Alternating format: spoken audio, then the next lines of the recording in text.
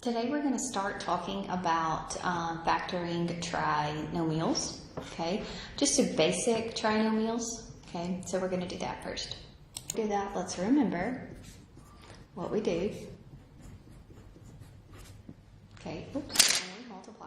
So x minus 3 times x plus 2, we multiply, so x times your x plus 2 minus your 3 times your x plus 2. Distribute, so x squared plus a 2x minus a 3x minus a 6. Okay, combine your like terms, so we're going to have x squared minus an x minus a 6. Okay. I'm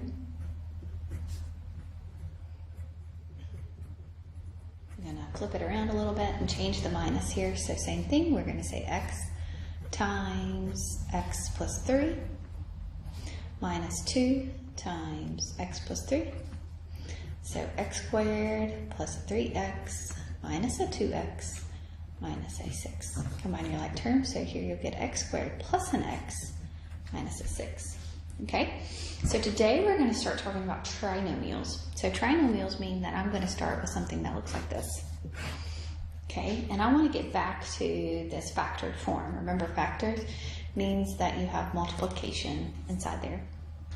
Okay, so when we are doing basic trinomials, so in our basic trinomials, if the leading coefficient here is a 1, okay, that leading coefficient there is a 1, we can look at this trinomial and say, something that multiplies together to give me this last number, so something that multiplies together to give me a negative 6, it has to, at the same time, add together to give me a negative 1, so whatever that b is there.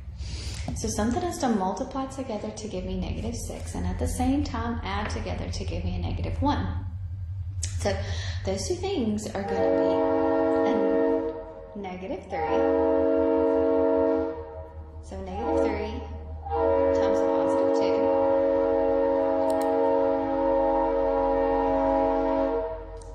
2. Pause this for a second.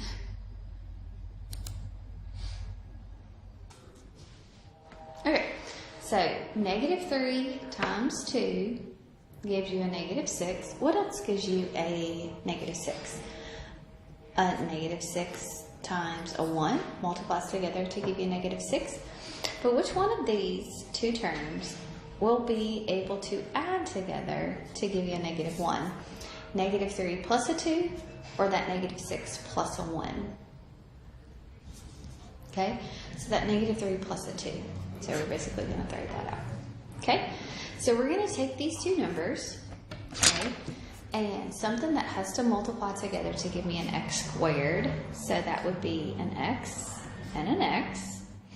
And my two factors are going to be a negative 3 and a positive 2. So that is how you would factor something that a trinomial that's in the form where that leading coefficient is a 1. Okay, so let's look at this one over here. So something has to multiply together to give me a negative 6, and at the same time add together to give me a positive 1. Okay, so what does that mean? That means that your largest number is going to have to be positive. Okay, so that would mean 3 times a negative 2 or 6 times a negative 1. Okay, 3 times a negative 2 gives you a negative 6. 3 minus a 2 gives you a 1. And 6 minus a 1 gives you a 5. So neither of those aren't going to work. So my two terms are going to be that 3 and that negative 2. Okay, so it has to multiply together to give me that x squared. So we'll have an x and an x.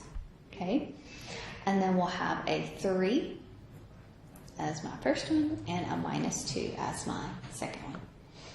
Okay, so this has to multiply back to give me what I started with. And if you look here, that is what we did up here. We multiplied them out. They are the same. Okay, so factoring trinomials, when the leading coefficient is a 1.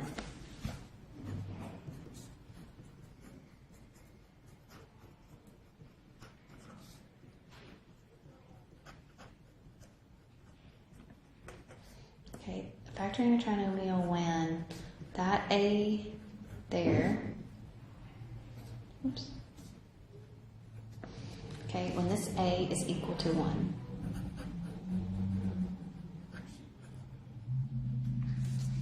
Okay, so you have to find two numbers that multiply together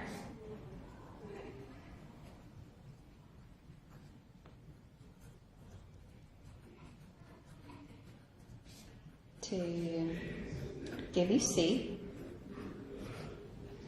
and at the same time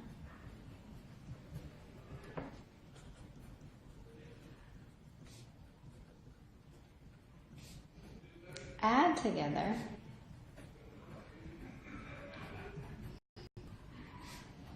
to give you B.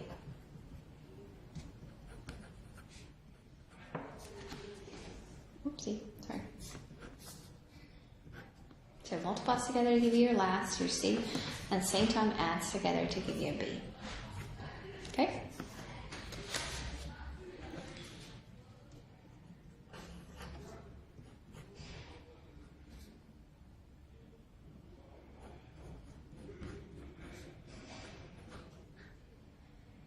Okay? So what about this one? We've got x squared minus a 13x plus a 30. So something has to multiply together to give me a 30, and at the same time add together to give me a negative 13. So it has to multiply together to give me a positive, but it has to add together to give me a negative. So my two numbers need to be negatives, because a negative times a negative gives you a positive. Okay? So what multiplies together to give you 30? Negative 3 times a negative 10. Okay, what else gives you a negative or a 30? 5 times a 6. What else? 30 times a 1.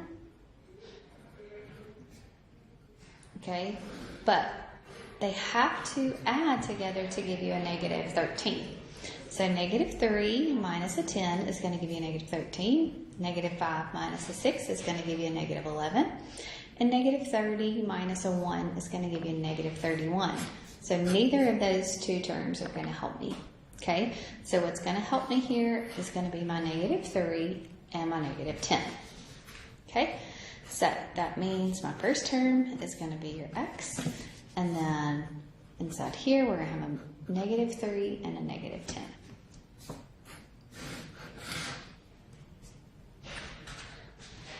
Okay. All right, I'll try to do this one for me.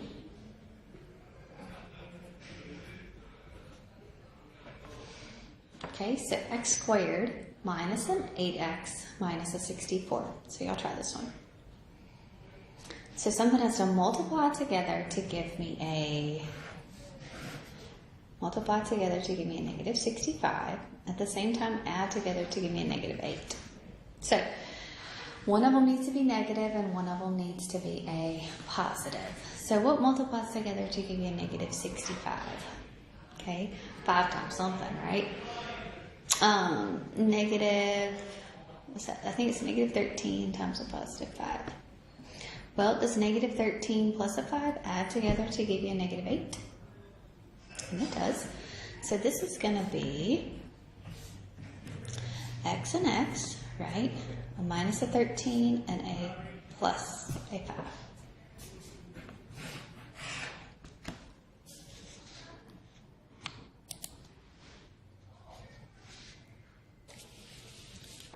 Okay, so what about this one? We've got x squared plus a 7x plus a 6. So x squared plus a 7x plus a 6. So something has to multiply together to give me a 6. And at the same time add together to give me a 7. So 6 times 1 gives you a 6. And 6 plus 1 gives you a 7. So this is going to factor to x and x. And then this one's going to be a plus a 6 and a plus a 1.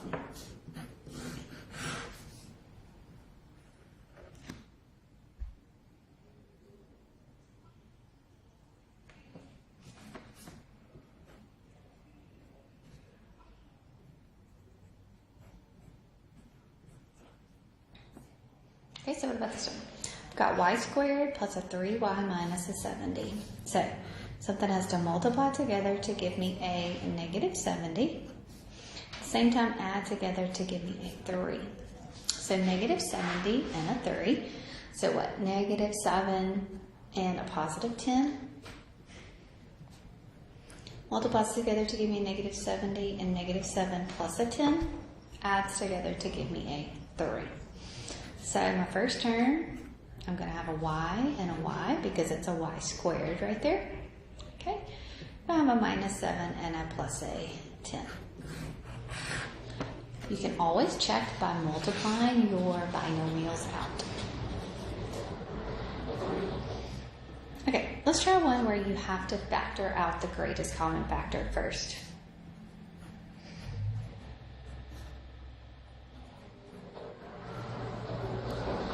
Okay, so here I've got a 4x squared minus a 52x minus a 120.